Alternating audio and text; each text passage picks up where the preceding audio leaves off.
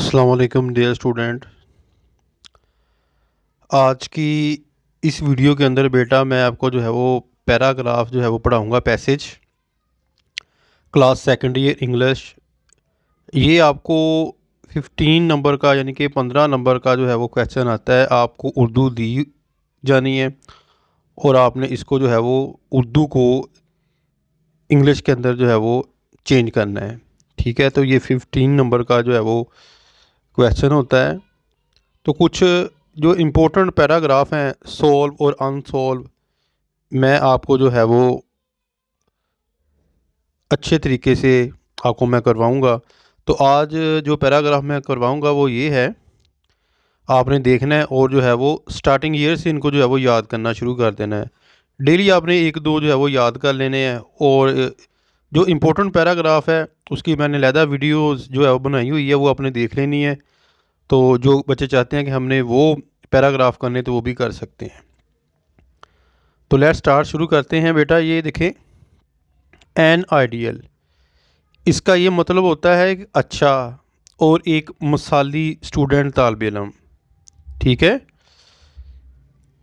Is a good, एक अच्छा, and useful citizen, और जो है वो एक मुफीद जो है वो शहरी जो है वो होता है।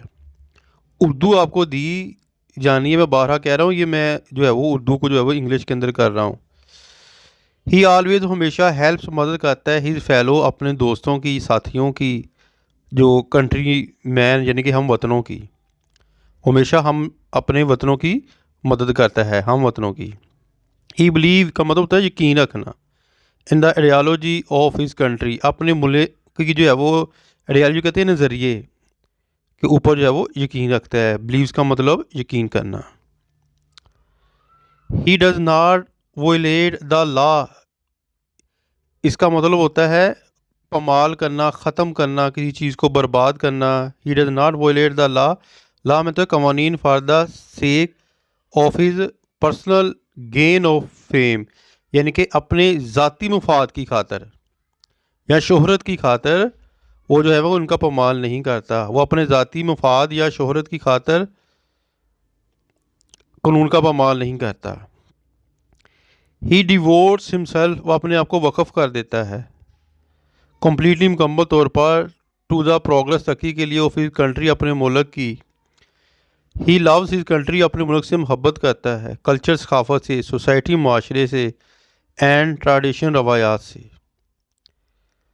हीज ड्राइंग्स का मतलब होता है काम, आर अकॉर्डिंग टू एथिक, यानी कि अखलाक के लिहाज से होते हैं, यानी कि जब वो अच्छा तालिब इल्म बता रहे हैं ना, कहता कि इसके काम अखलाकियात के मुताबिक होते हैं।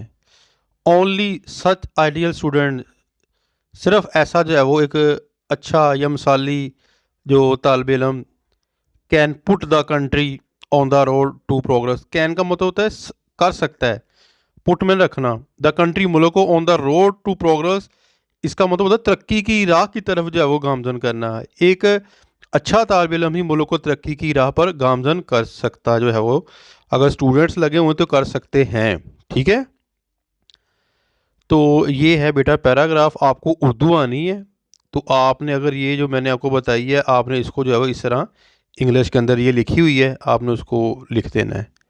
ये 15 नंबर का क्वेश्चन है। उम्मीद करता हूँ कि आपको समझ आ गई होगी। अपनी दुआ में याद रखिएगा। फ़ी मानिल्लाह। अस्सलाम वालेकुम।